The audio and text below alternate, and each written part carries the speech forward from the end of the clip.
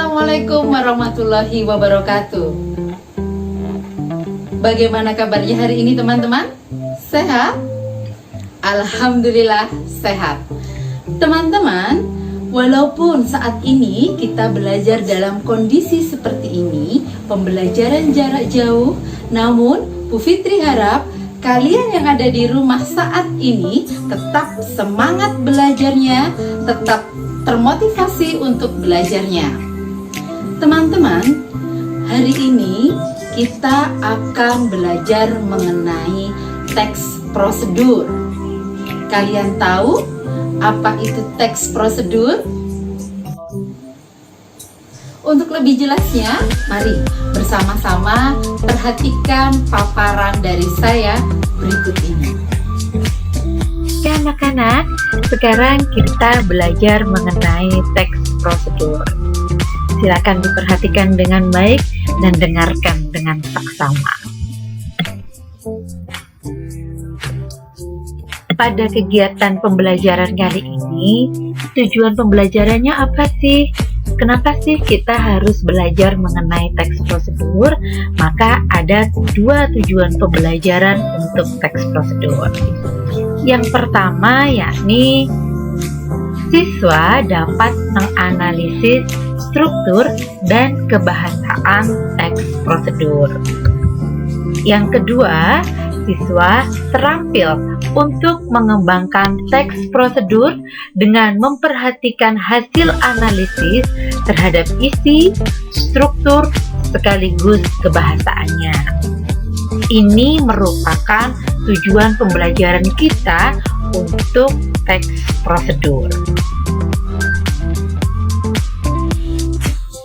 Pada kesempatan kali ini, apa saja yang akan kita pelajari? Yang pertama yakni kita akan belajar pengertian dan isi teks prosedur. Yang berikutnya, kita akan mengetahui pernyataan umum dan tahapan dalam teks prosedur. Yang ketiga, kita juga akan belajar mengenai bagaimana struktur teks prosedur dan kebahasaan dalam teks prosedur.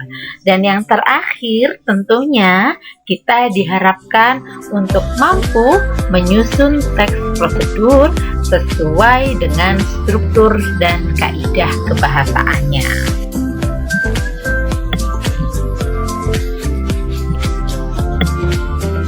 Nah, sekarang saya memiliki sebuah teks.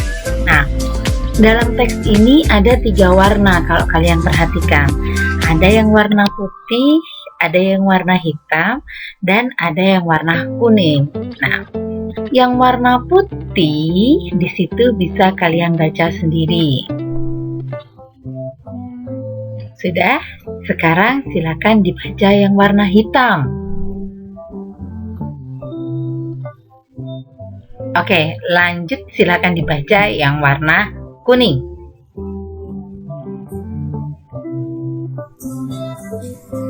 Setelah kalian membaca teks ini, dalam pikiran kalian, teks apakah ini? Ada yang bisa menebak? Oke, bagus, benar. Ini adalah teks prosedur. Lalu apa sajakah struktur dalam teks prosedur? Bagaimana teks prosedur itu? Dan bahasa yang bagaimana yang digunakan dalam teks prosedur? Kita bahas berikut ini. Disimak dengan baik ya teman-teman. Nah, sekarang apa yang dimaksud dengan teks prosedur?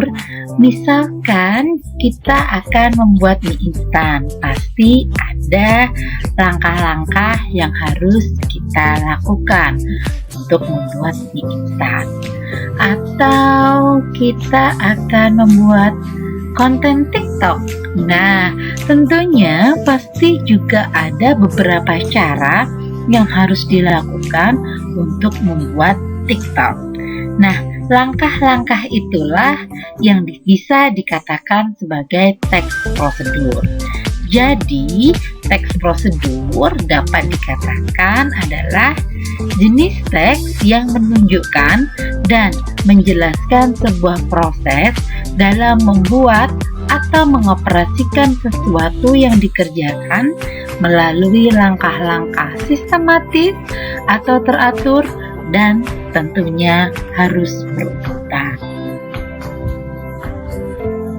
Tujuan dari teks prosedur di sini adalah satu, untuk memberikan petunjuk atau cara melakukan sesuatu melalui serangkaian kegiatan. Yang kedua, teks prosedur juga memiliki tujuan untuk memudahkan pendengar atau pembaca dalam melakukan suatu aktivitas secara tepat, sehingga hasil yang diharapkan sesuai dengan langkah-langkah dalam teks prosedur. Sebuah teks dikatakan dia adalah teks prosedur bila teks tersebut memiliki ciri-ciri sebagai berikut. Yang pertama, teks prosedur senantiasa berisikan langkah-langkah, disusun secara informatif, dan dijelaskan atau dijabarkan secara terperinci, secara detail. Dan teks prosedur ciri yang berikutnya yakni bersifat objektif. Dan teks prosedur menggunakan syarat atau pilihan. Serta ciri yang terakhir dalam teks prosedur yakni kalimatnya jelas, logis, dan singkat. Ada beberapa jenis teks prosedur. Yang pertama, jenis teks prosedur adalah teks prosedur cara membuat sesuatu. Misalkan, cara memasak, cara membuat kursi, dan lain sebagainya. Ada pula teks prosedur cara melakukan sesuatu, contohnya cara berwudu, cara bersolat, cara bertayamum. Nah, itu merupakan teks prosedur cara melakukan sesuatu. Dan yang ketiga adalah teks prosedur cara memainkan sesuatu. Contohnya misalkan cara menyalakan televisi, cara menyalakan komputer, dan lain sebagainya. Itu merupakan jenis-jenis dalam teks prosedur.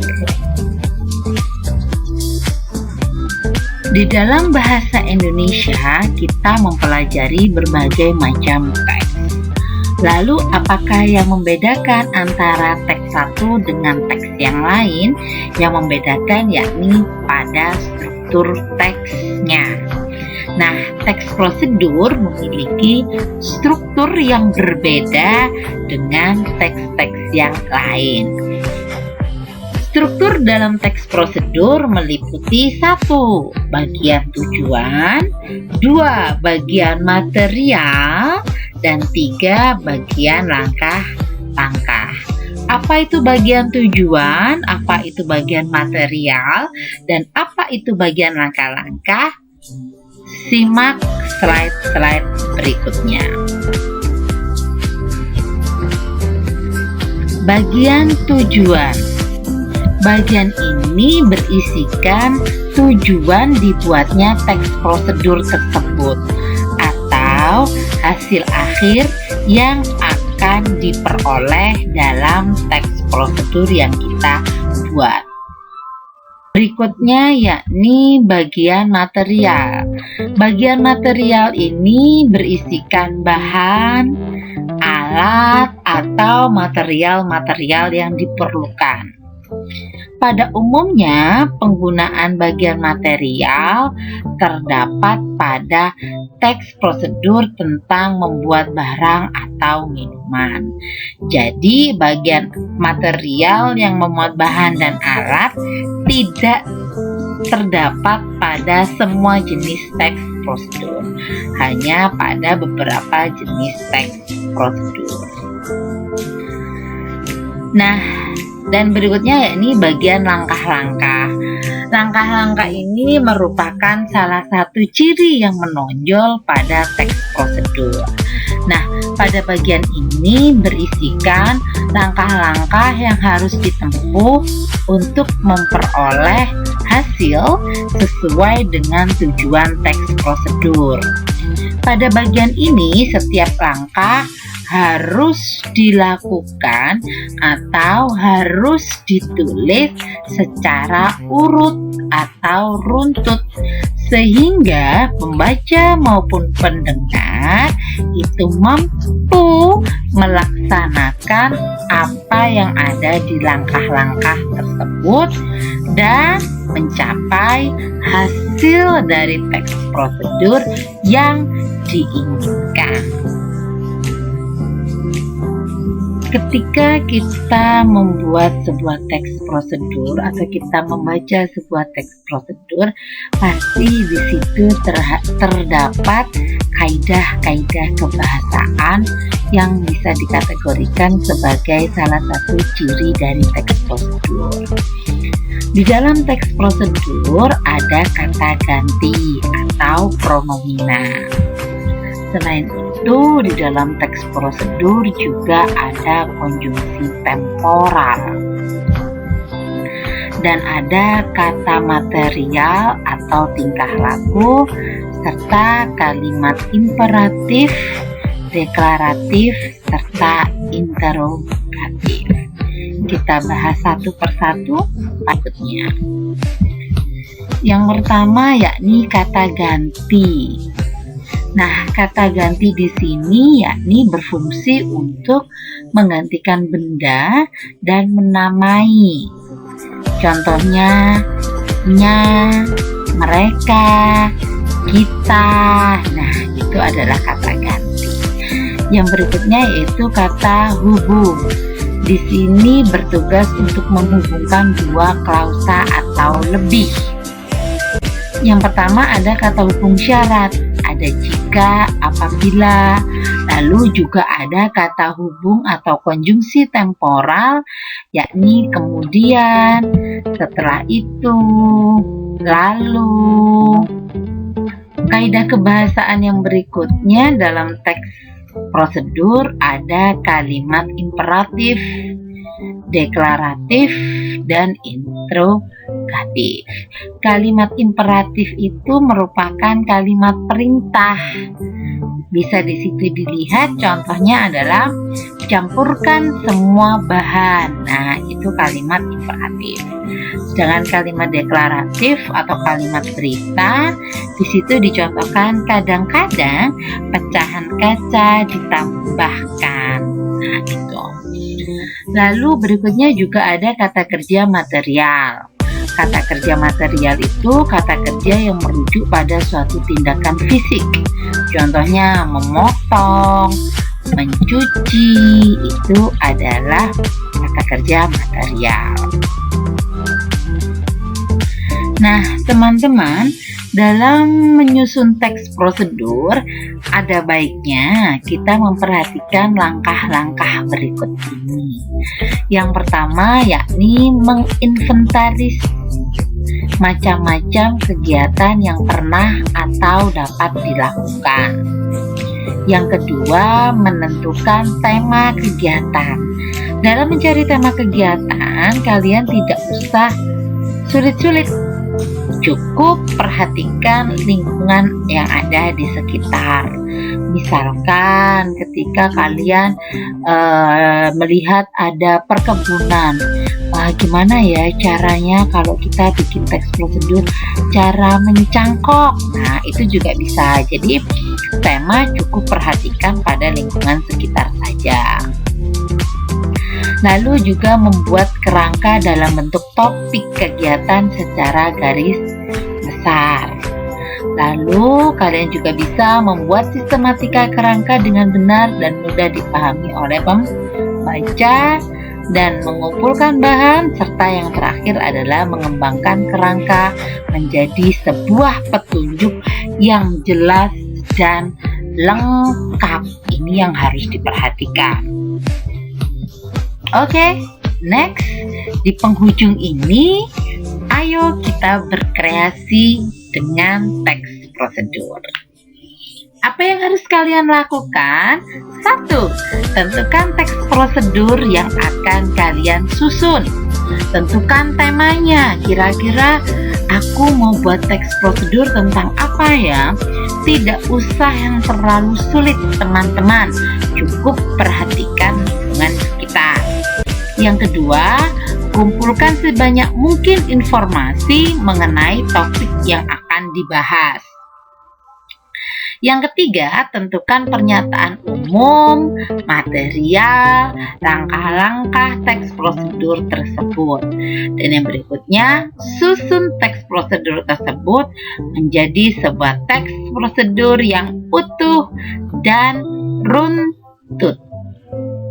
Jika sudah selesai mengerjakannya, kalian boleh mengirimkannya di e-learning Bahasa Indonesia kelas 11. Nah, teks prosedur yang baik itu adalah 1, dia harus runtut sesuai dengan struktur teks prosedur. Mulai tadi ada tujuan, material, dan langkah-langkah. Lalu yang berikutnya sesuai dengan kaidah kebahasaan teks prosedur. Dan terakhir tentunya kerjakan dengan baik dan kumpulkan tepat waktunya.